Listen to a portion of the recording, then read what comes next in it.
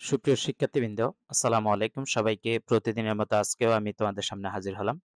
আজকেও তোমরা যারা বিবিএ অনার্স থার্ড ইয়ার আছো বা এমবিএ প্রিলিমিনারিতে আছো, তোমাদের জন্য ম্যানেজমেন্ট অ্যাকাউন্টিং যে সাবজেক্ট আছে সেখান থেকে chapter absorption costing and variable costing অর্থাৎ পরিশোষণ ব্যয় ও পরিবর্তনশীল ব্যয় এই চ্যাপ্টারের সাজেশন 3 নিয়ে হাজির হলাম। তো সাজেশন 3টা সলভ করার আগে আমরা সাজেশন 3 যে প্রশ্ন সে প্রশ্নটা একটা বুঝবো।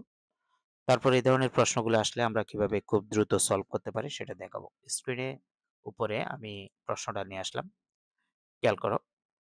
এটা একটা ইয়ার কোয়েশ্চন। এটা এনইউ এমবিএ প্রিলিমিনারি বা ন্যাশনাল ইউনিভার্সিটি মাস্টার্স প্রিলিতে অ্যাকাউন্টিং ডিপার্টমেন্টে 2019 সালে আসা একটা প্রশ্ন। প্রশ্নটা একটু খেয়াল করি। Walton company produces 25,000 units normal capacity of a product during the year 2021 and sold 20,000 units at টাকা 45 per unit. অর্থাৎ ওয়ালটন কোম্পানি 25,000 একক উৎপাদন করে এবং 2021 সালে 20,000 ইউনিট সেখান থেকে প্রতি ইউনিট 45 টাকা করে বিক্রি করে।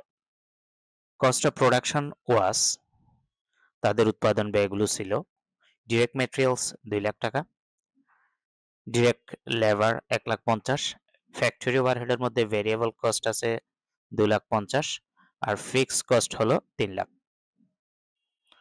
তাহলে এই তথ্যগুলো থেকে আমাদের কি করতে বলছে একটু খেয়াল করি। পাশে রিকোয়ার দিয়ে লিখছে determine the unit product cost under absorption costing and variable costing.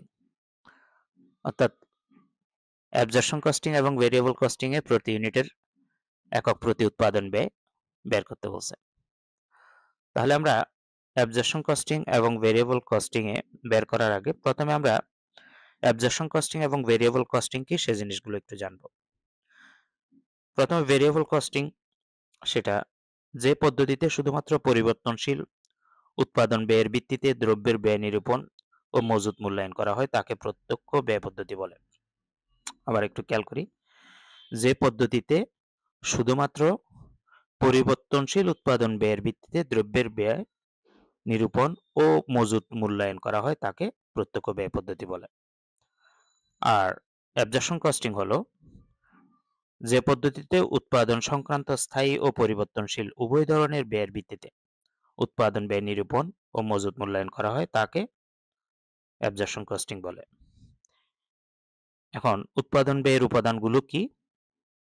Variable costing সিস্টেমে যে উপাদানগুলো দিয়ে উৎপাদন ব্যয় নিরূপণ করা হয়, 1 নাম্বার হলো direct material, 2 number direct labour, 3 number direct expenses আর variable factory overhead. Absorption costing এ উৎপাদন ব্যয়ের উপাদানগুলো হলো এখানে যে 4টা ছিল direct material, direct labour, direct expenses, variable factory overhead, সে 4টা কমন থাকবে, তার সাথে ফিক্সড ফ্যাক্টরি ওভারহেডটাও আসবে। তার মানে ফিক্সড ফ্যাক্টরি ওভারহেডটা ভেরিয়েবল কস্টিং সিস্টেম আসবে না। আর অ্যাবজর্পশন কস্টিং সিস্টেমে ভেরিয়েবলের যে 4টা সেটার সাথে ফিক্সড ফ্যাক্টরি ওভারহেডটাও আসবে। তো আমরা এই আলোচনা সাপেক্ষে আমরা আজকে এখানে এই তথ্যের আলোকে প্রতি ইউনিটের উৎপাদন ব্যয় দেখাবো অ্যাবজর্পশন কস্টিং এবং ভেরিয়েবল কস্টিং সিস্টেম। আমি নিয়ে আসলাম, খেয়াল করো, calculation of cost per unit, details, absorption costing এর একটা কলাম করলাম, ডিরেক্ট কস্টিং এর একটা কলাম করলাম। তো কস্ট পার ইউনিট বের করতে হলে আমাকে যেই টাকাগুলো এখানে দেওয়া আছে, যেমন ডিরেক্ট ম্যাটেরিয়ালের 2 লাখ টাকা আছে, ডিরেক্ট লেবার 1,50,000 টাকা আছে, এগুলো হলো তার টোটাল প্রোডাকশনের জন্য। অর্থাৎ তার প্রোডাকশন কত? ওয়ালটন কোম্পানির প্রোডাকশন হলো 25,000 ইউনিট। এই 25,000 ইউনিটের ডিরেক্ট ম্যাটেরিয়াল 2 লাখ টাকা। তাহলে আমাকে বের করতে হবে প্রতি ইউনিটের। তার মানে এই 2 লক্ষ টাকাকে আমি যদি প্রোডাকশন ইউনিট 25,000 দিয়ে ভাগ করি, 1 ইউনিটের ম্যাটেরিয়াল পাবো। ঠিক একইভাবে ডিরেক্ট লেবারকেও 1,50,000 কে প্রোডাকশন ইউনিট 25,000 দিয়ে ভাগ করলে প্রতি ইউনিটের ডিরেক্ট লেবার পেয়ে যাব।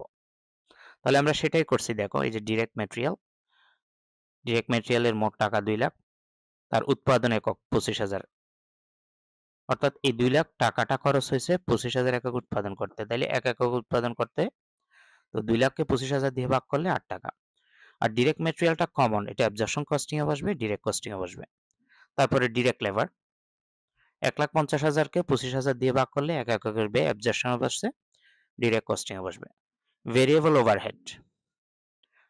ভেরিয়েবল ওভারহেড অর্থাৎ ফ্যাক্টরি ওভারহেডের মধ্যে যে ভেরিয়েবল ওভারহেড আছে 2,50,000 সেটাকেও আমরা উৎপাদন একক 25,000 একক দিয়ে ভাগ করলে 10 টাকা করে অ্যাবজর্পশনও বসবে, ডিরেক্টও বসবে। কিন্তু ফিক্সড কস্ট যেটা আছে